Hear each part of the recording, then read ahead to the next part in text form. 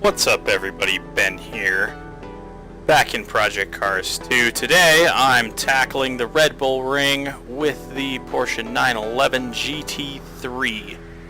This car is a bit different from a lot of the other GT3 cars in that it's rear-engined, so it has a bit of a different setup.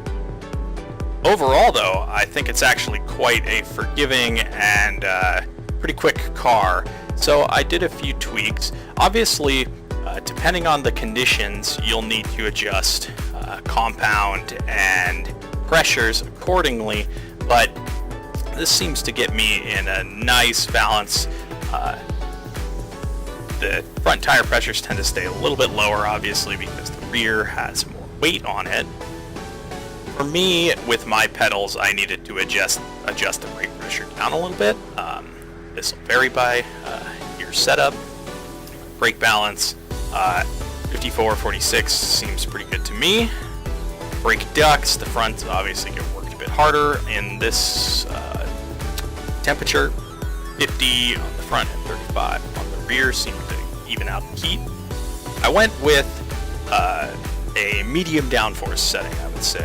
1 on the front to give nice turn in through the corners. There's lots of high-speed sweepers here, so you need that front end downforce. Rear downforce, or you could maybe go as low as 3 if you're okay with a twitchy rear end at speed. But I tend to like just a little bit of high-speed understeer just to stay safe.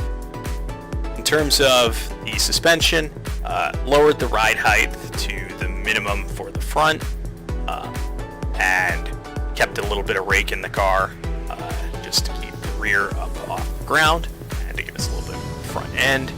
Adjusted the spring rates. I think this might be standard, but the other thing I did is there was a lot of toe in on the car. Actually, I think it was up to 0.6.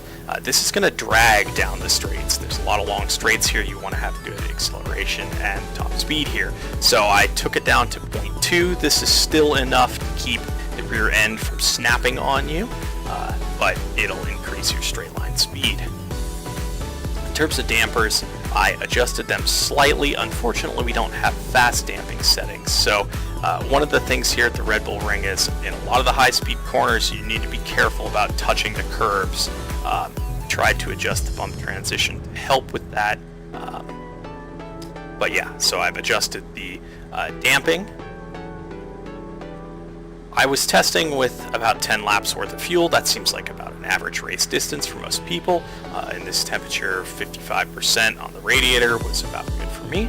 Engine braking, I had a little problem with using one. There's a lot of heavy braking here, so having the engine braking will help. Obviously, we can't adjust the gear ratios for the GT3 car. I was running standard traction control and ABS, but I never really felt the ABS kicking in very much, so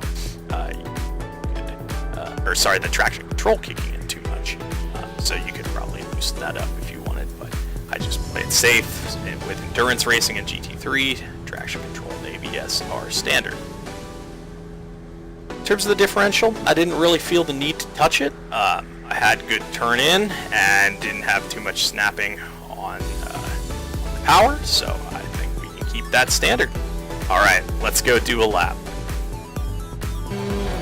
Alright, so this wasn't actually my fastest lap. I forgot to record the fastest one, but it was a couple tenths off.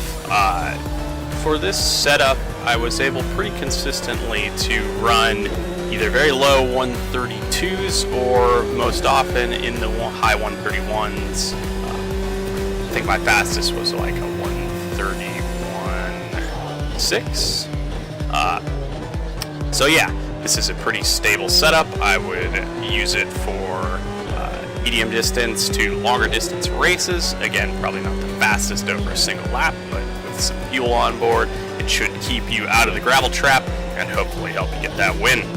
Alright, enjoy the lap.